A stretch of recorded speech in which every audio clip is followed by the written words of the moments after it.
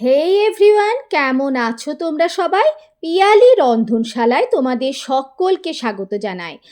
আজ আমি আবারও নিয়ে চলে এসেছি খুব পরিচিত জনপ্রিয় একটা বাঙালি রান্না, কাঁটা চচ্চড়ি। কাঁটা চচ্চড়ি খেতে কিন্তু অপূর্ব হয়। এর জন্যে আমি নিয়ে নিয়েছি 500 গ্রাম মতো ভেটকি মাছের কাঁটা। এখানে যে শুধুমাত্র কাঁটা আছে তা নয়, একটু মাথা আছে ভেটকি মাছের, কাঁটা আছে আর কাঁটার সাথে লেগে থাকা মাছও আছে। সব মিলিয়ে আমি 500 গ্রাম মতো নিয়েছি। সাথে নিয়েছি ভেটকি মাছের কিছুটা তেল। এই তেলটা তোমরা যদি গোটা মাছটা কেনো তাহলে তো এমনিতেই পাবে, আর যদি গোটা না কেনো তাহলে কিন্তু দোকানে গিয়ে বললে একটু তেল তোমাদের জন্য আলাদা করে দিয়ে দেবে। এই তেলটা দিয়ে মাছটা যদি রান্না করা হয়, মানে কাঁটা চচ্চড়িটা যদি রান্না করো, তাহলে এর স্বাদ কিন্তু অনেক গুণ বেড়ে যায়। তাই চেষ্টা করবে যদি ভেটকি মাছের তেলটা জোগাড় করা যায়।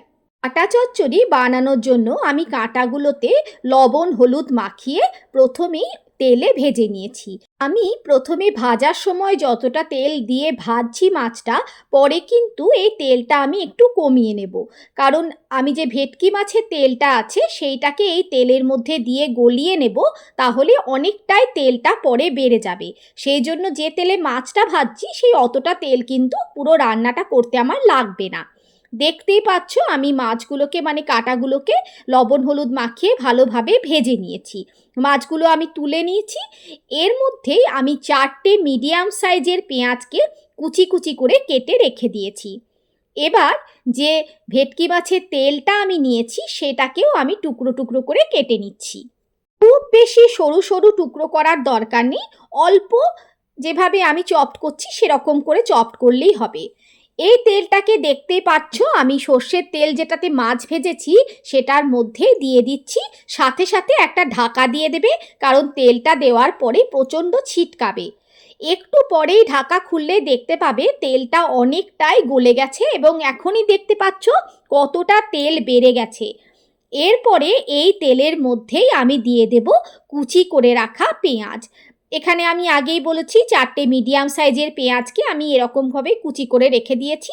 বাকি যেটুকু তেল গলেনি, এই পেঁয়াজটাকে ভাজার সময় বাকি তেলটুকুও কিন্তু গলে যাবে। বেশ কিছুটা সময় ধরে খুব ভালোভাবে লাল লাল করে পেঁয়াজটাকে আমরা ভেজে নেব। এর মধ্যে আমি দিয়ে দিচ্ছি কিছুটা কুচি করে রাখা নারকেল। নারকেলটা দেওয়া সম্পূর্ণ অপশনাল, তোমাদের কাছে থাকলে দেবে, না থাকলে নাও দিতে পারো। কাঁটা চচ্চড়িতে যদি নারকেল দিতে পছন্দ না করো তাহলে সেটা স্কিপও করতে পারো। আমার কাছে ছিল এবং ভালো লাগে খেতে, সেই জন্য আমি নারকেলটা দিলাম। এর মধ্যেই আমি দিয়ে দিচ্ছি 2 টেবিল চামচ মতো আদা রসুন বাটা। সাথে দিচ্ছি কিছু গুঁড়ো মশলা। গুঁড়ো মশলার মধ্যে দিয়েছি 1/2 টিস্পুন হলুদ গুঁড়ো, 1/2 টিস্পুন কাশ্মীরি লঙ্কার গুঁড়ো, 1/2 টিস্পুন জিরে গুঁড়ো, 1/2 টিস্পুন ধনে গুঁড়ো, আর দিয়েছি স্বাদ অনুযায়ী লবণ। ভালোভাবে সমস্ত মশলাগুলোকে কষিয়ে নেওয়ার পরে দিয়ে দিচ্ছি টমেটো কুচি।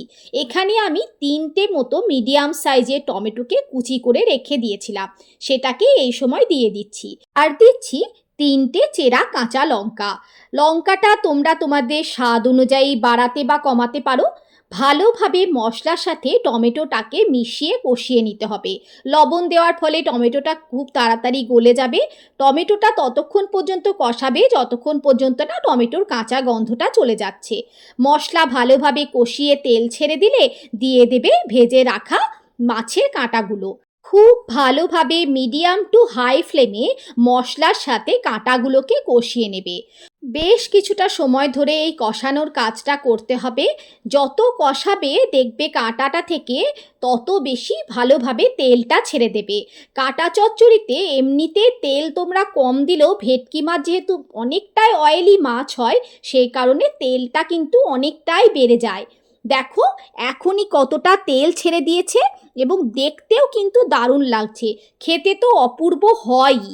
ব্যাস আর কিছুই করার নেই। নামানোর আগে আমি দিয়ে দিচ্ছি 1 টিস্পুন মতো ভাজা মশলা।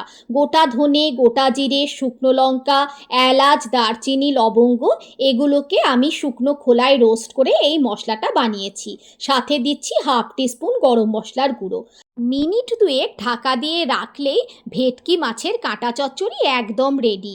গরম গরম ভাতের সাথে এর কম্বিনেশন কিন্তু অতুলনীয়। একবার অন্তত রেসিপিটা বাড়িতে ট্রাই করে দেখো।